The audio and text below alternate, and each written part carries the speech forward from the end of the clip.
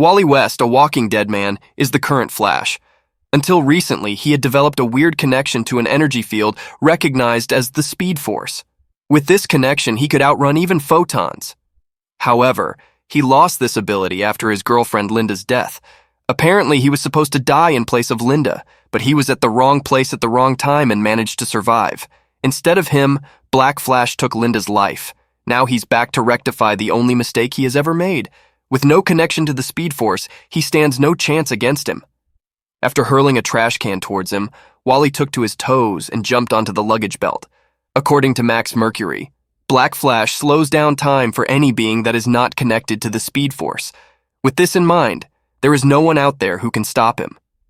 He had realized that sliding down the luggage belt won't save him for long. He needs to use his brain and devise a plan. He somehow managed to escape by stealing someone's clothes. However, Black Flash recognized him in no time and approached him from behind.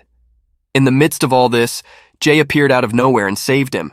He told him that Max observed a disturbance in the Speed Force when Black Flash arrived in their dimension and gathered all of them. Wally warned him that they cannot defeat Black Flash and that he won't leave without killing anyone. Jay, however, ignored his words, like I ignore my responsibilities, and locked him in a room. According to him, Max Mercury is perhaps the oldest superhero out there, but for someone to live this long, luck is a huge contributing factor, and it was bound to end one day. Following this, all he did was run and buy something to figure out a way. After some time, he got exhausted and asked Jesse to take over this role. Jesse did the same as Jay and managed to distract him for a while after throwing some knives at Jesse. Black Flash diverted his attention to Max, who was having a hard time dodging his lightning-fast punches. Wally, on the other hand, was trying his very best to break the door and set himself free. He knows that death isn't something you can reason with. It'll keep coming at you until you're too tired to run. Jay and the other speedsters were trying their very best to stop Black Flash. However, there is nothing they could do. They had realized that distraction tactics would not work anymore. They need to devise a new strategy. Even physical attacks had no effect on him. With all of this going on, Max punched Jesse and rendered him unconscious. He had witnessed enough of this world, and now it was time for him to sacrifice himself for his friends. With all of this going on, Wally appeared out of nowhere and diverted Black Flash's attention to himself. With no other option left, Wally decided to travel further in time. With each passing year, the distance between them shortened. Following 20 billion years in the future, Black Flash had finally managed to reach him and tried grabbing his head, but Wally knew what he was doing. 20 billion years in the future, the universe ceased to exist, and there was no concept of death itself, even at a conceptual level. This marked the end of death in Black Flash.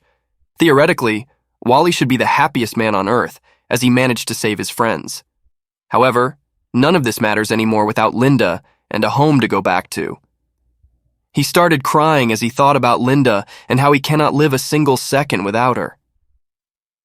Meanwhile, on Earth, Jay and others realized that Wally had managed to defeat Black Flash. However, they feared that he won't be coming back as there is no home for him here. In short, he committed suicide. As they were conversing, Wally appeared alongside Linda. He had somehow managed to save her by traveling back in time. Jay and the others congratulated him and thanked him for what he had done for them. With all of this over, Wally took Linda to see her grave. He also told her about Superman and the other heroes who attended her funeral and delivered a speech. Following this, he proposed to Linda in a freaking graveyard. He noticed that Linda was not happy with this, so he took her to Paris in an instant and proposed again.